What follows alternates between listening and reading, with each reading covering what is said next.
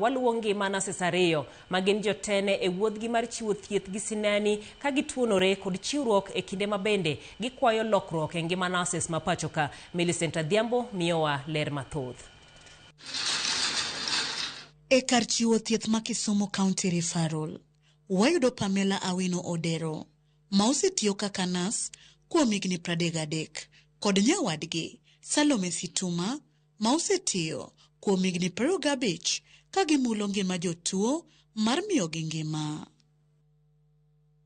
Pamela yango ni wuodhe mar bedo nas ne ochakore ka en nyathi bang' nas mane othiedhe kane otuo nyiso hera ne tije kendo uniform margi be nolombe.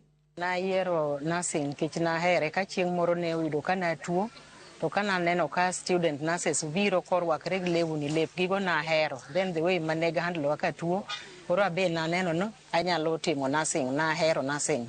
Oparo kaka odiochienge mokwongo e higa mar 1993 nopong' gi ilo mar chako chiwo thieth kochiwore. Kata kamano yango ni e wuodhe mar tij nas osebedo gi ndalo mor kod kuyo. Odiochieng' mane ni kariana ni ma wiye ok nyal wilgo kana adonjo achako tich kane ineno ka jatuo kata kotho ka jatuo tho tiwinjo marach nikech igombo ni jatuo mondo ithiedh mondo iteke the patient mondo chang mondo odhi dala. E sama uyango midhiero magikaloe kaka nok mag Nases moromo ka moko weyo tich moko ringo dhi e pinje maoko, okoni alam kinde duto osemiye mijing'o. Wach mane osir kod nyawadgi Salome Situma mayango ni chudo moleo bende nyoso chunygi kod tich. Jitin koro yudo ka seche moko tich ng'eny i overstretch kamitiye gendikie ji mondo at least jok ma watiyo ji obed mang'eny nikech nursing ni idwaga ni any procedure ji timo ji ariyo. For example, let me take an example. If you go to a unit like maternity and you have 2 nurses, when we were having our meeting, from the report from Krinyaka is that they have stayed for 3 months without salaries. Do you really expect quality of care to these patients? You cannot. Koro gikwayo sir kod dhial motegno ne Nases ka giwacho ni Nases loso atamalo 70 e chenro mar chiwo thieth pacho kae. Nursing takes 70% of health workforce. So nurses need to be capacity built.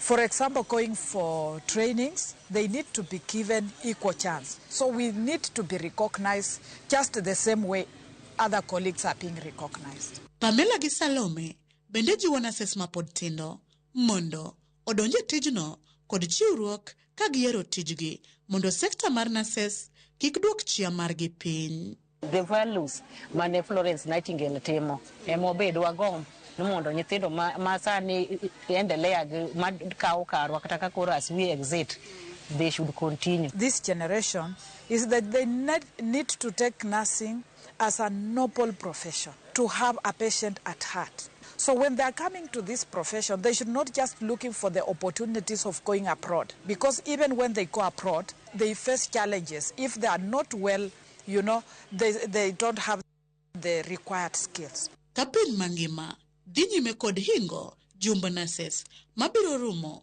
juma manyien tarik 12 ka thor wach margi en Our Nases, Our Future gi dho ngere. Nases kwayo piny owacho mondo ket maino e ndiko Nases moromo, chulgi e wang' sa kod bero negi lwasi mar tich. Yeah, during this Nurses Week is that I appeal to the government that the future of the healthcare system lies in the hands of nurses. So let us try and invest in nurses and not replace other cadres for nursing, to assume that they can take the role and responsibilities of nursing. Millicent Adhiambo, Ramogi TV.